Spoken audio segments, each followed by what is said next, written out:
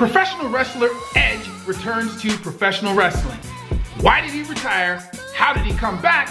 And what does this mean for him in the future? Stay tuned to find out.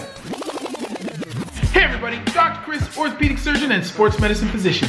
Welcome to my channel, the #1 source for information on orthopedic injuries and broken bones that's easy to understand for everybody. If you're new to the channel and you want to know more about my life as an orthopedic surgeon, be sure to follow me on Instagram or Twitter at Stable Knees. I'm also on TikTok at Dr.ChrisRaynor. If you like these videos, be sure to leave me a comment and share this video with someone that you know, because after all, sharing is caring. Okay. Recently, after a delay of almost 10 years, professional wrestler Edge returned to the world of professional wrestling. He had been forced to leave professional wrestling after a series of neck-related injuries and their effects on his body. In an interview on Beyond the Ring, Edge stated that most of his problems with his neck started in 2002. During a match with Eddie Guerrero on SmackDown, Edge took a significant bump to his head on a ladder that was part of the match.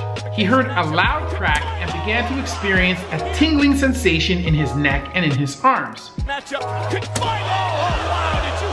He initially thought that the crack had come from the ladder. It appears that he was wrong. Despite these sensations, he continued on in the match. Later in the match, he received a sunset flip powerbomb off the ladder, further aggravating his injury. And even though he continued to experience symptoms, Edge was able to persist through and finish the match. During the match, the symptoms that Edge was experiencing are consistent with a problem known as Lhermitte's phenomenon.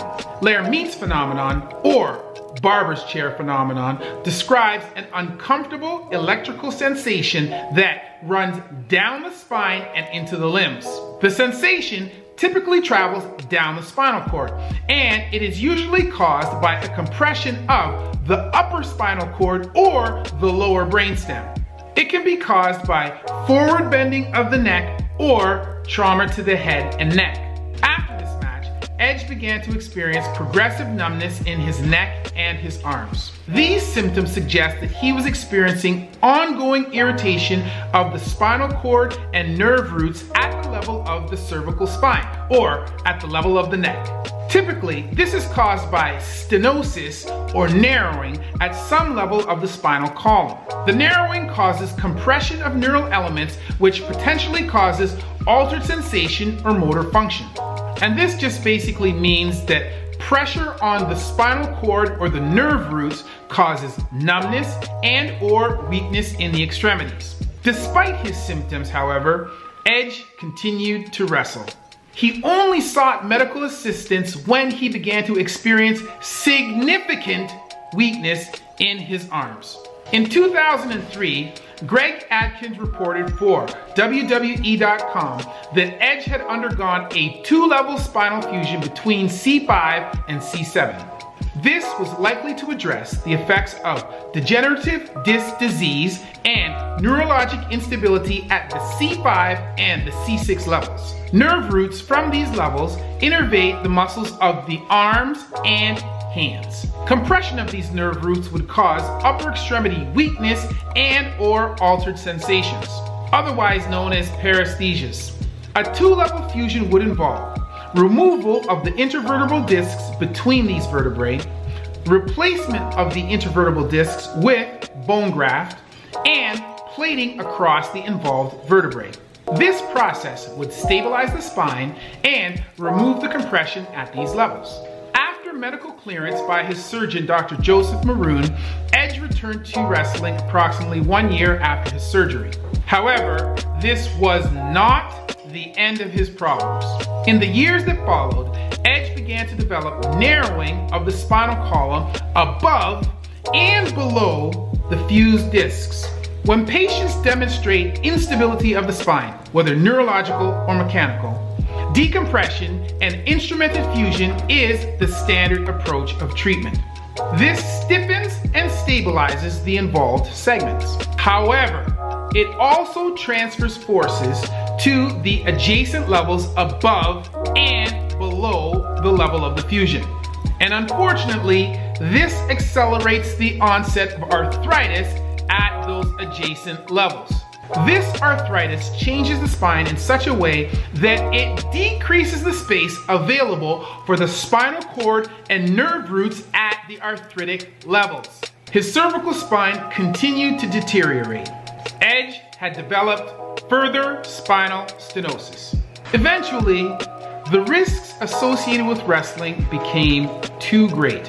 The narrowing associated with this stenosis became so severe that even a fall or a hard bump could cause quadriplegia or even death. Edge wrestled against Alberto Del Rio for a final time in WrestleMania 27. He was successful in this match, but he was forced to retire from wrestling in 2011. Edge remained out of wrestling for over 9 years. In August 2019 at SummerSlam, Edge interrupted a performance by performing a spear on fellow wrestler Elias. What? At that point, it was not yet clear if he had been medically cleared to return to wrestling. However, later in January of 2020, Edge returned to wrestling in the Royal Rumble match. Edge eliminated 3 wrestlers before being eliminated himself by Roman Reigns. The following evening, while promoting his return to wrestling, he was attacked by his former teammate, Randy Orton. But how is it that with a history of severe, and I do mean severe, spinal stenosis, he was able to return to wrestling? Before being attacked by Randy Orton, Edge stated that he had undergone a second surgery and then rehabbed himself like gangbusters to be able to return to professional wrestling at the age of 46. His second surgery was performed by and medical clearance provided by spinal surgeon Dr. Lloyd Youngblood. Given the problems that Edge was experiencing prior to his retirement, a likely surgery would have been an extension of his fusion to the levels above and below his previous fusion.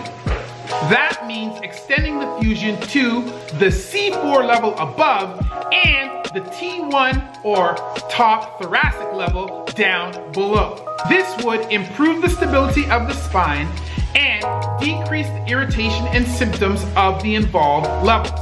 However, as mentioned before, this would also limit the range of motion at the levels involved in the fusion. At this point, it remains to be seen how much neck mobility Edge will have and what his function in the ring will be like. He has signed a 3-year deal with the WWE and will wrestle a few times a year in big events only. It's interesting to note that while being double-crossed by Randy Orton on the day of his return, he was grabbed by his neck and slammed to the canvas. And then, to add insult to injury, he had his head and neck compressed between 2 steel chairs. Like, are these guys insane? At any rate, as a fellow Canadian, it is nice to have Edge back on the scene representing the Maple Leaf. I wish him nothing but success on his return to the ring. So, while extremely unlikely, using grit, determination, and the help of a good spinal surgeon, Edge was able to make a successful return back to the ring.